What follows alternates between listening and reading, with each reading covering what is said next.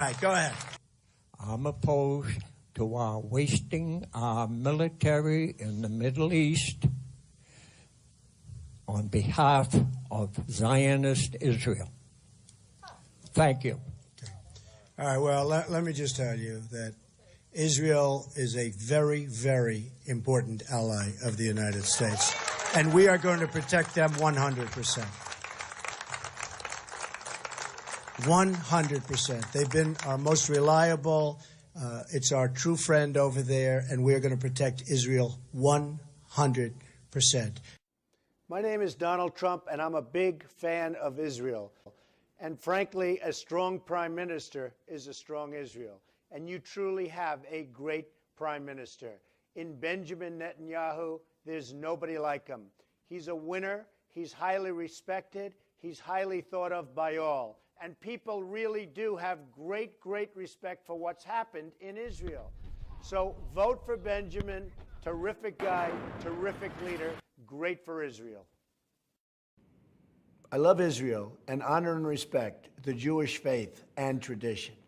And it's important that we have a president who feels the same way. For me, respect and reverence for Judaism is personal. My daughter Ivanka and my son-in-law Jared are raising their children in the Jewish faith, always reminding me the important values and lessons we learn about leadership, resolve, and families in Jewish tradition. My administration will stand side by side with the Jewish people and Israel's leaders to continue strengthening the bridges that connect not only Jewish Americans and Israelis, but also all Americans and Israelis. Together, we will stand up to the enemies like Iran, bent on destroying Israel and her people. Together, we will make America and Israel safe again. I speak to you today as a lifelong supporter and true friend of Israel. It's Israel to Israel. To Israel. Between Israel for Israel. Toward Palestinian terrorism. Israel to Israel. Israel. When I become president, the days of treating Israel like a second-class citizen will end on day one.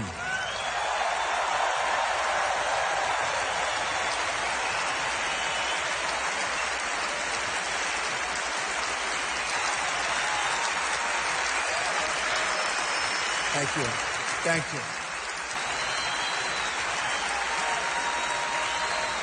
Thank you. President-elect Trump, my friend, congratulations on being elected President of the United States of America. You are a great friend of Israel.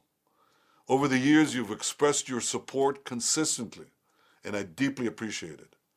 I look forward to working with you to advance security, prosperity, and peace. Israel is grateful for the broad support it enjoys among the American people, and I'm confident that the two of us, working closely together, will bring the great alliance between our two countries to even greater heights. May God bless America.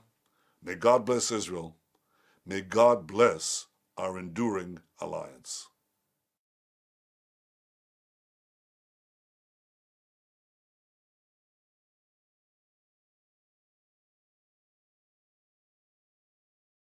The Security Council resolution calls for Israel to immediately stop building new settlements in the West Bank and East Jerusalem. More significantly, the United States refused to use its veto. Netanyahu condemned the resolution and is already taking action against some countries who supported it. He's also blamed US President Barack Obama specifically for allowing the vote to pass. Over decades, American administrations and Israeli governments have disagreed about settlements. But we agreed that the Security Council was not the place to resolve this issue. We knew that going there would make negotiations harder and drive peace further away. I'm encouraged by the statements of our friends in the United States, Republicans and Democrats alike. They understand how reckless and destructive this UN resolution was. They understand that the Western Wall isn't occupied territory. I look forward to working with those friends and with the new administration when it takes office next month. Well, Israeli settlements have expanded into Palestinian territory at a rapidly increasing rate over the past few decades. Israel has built 147 settlements in the West Bank, including East Jerusalem. There are about 400,000 settlers living on Palestinian territory in the occupied West Bank, with another 200,000 in East Jerusalem. Some of them are living in settler outposts. Nearly 100 have been set up in the West Bank without the approval of the Israeli government. Now, Netanyahu has repeatedly said he's against them, the same stance taken by his predecessor, Ariel Sharon. But members of the Knesset have been pushing to legalize the outposts. They approved a preliminary version of the law earlier this month and have been putting pressure on Netanyahu to back the plan. לכפות תנאים על ישראל בהסדר קבע. אתם אולי זוכרים שהאחרון שניסה לעשות זאת היה קרטר, נשיא עוין ביותר לישראל, שאמר רק לאחרונה שהחמאס אינו ארגון טרור. וקרטר העביר החלטות גורפות נגדנו באו"ם ברוח דומה, וגם זה לא צלח. התנגדנו לזה ולא קרה דבר. כל האמריקנים, הנשיאים האמריקנים, אחרי קרטר, עמדו בהתחייבות האמריקנית לא לנסות להכתיב תנאים להסדר קבע על ישראל במועצת הביטחון. ואתמול, בניגוד גמור להתחייבות הזאת, כולל התחייבות מפורשת של הנשיא אובמה עצמו ב-2011, ביצע ממשל אובמה מחטף אנטי-ישראלי מביש באו"ם.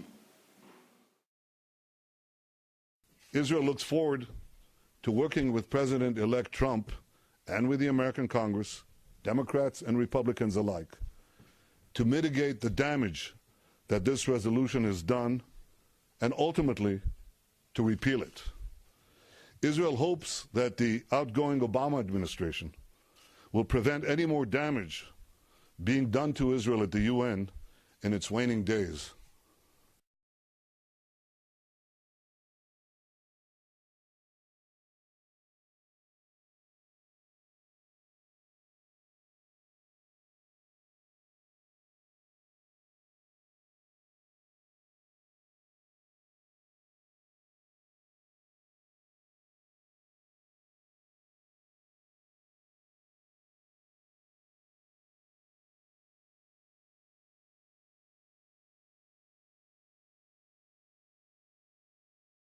Well, we'll see.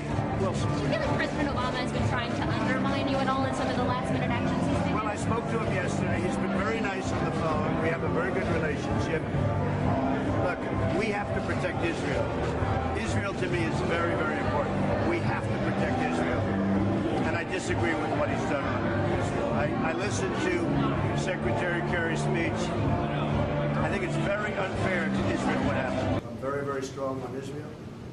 I think Israel's been treated very, very unfairly by a lot of different people.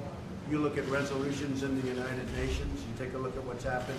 They're up for 20 reprimands, and other nations that are horrible places, that treat people horribly, haven't even been reprimanded.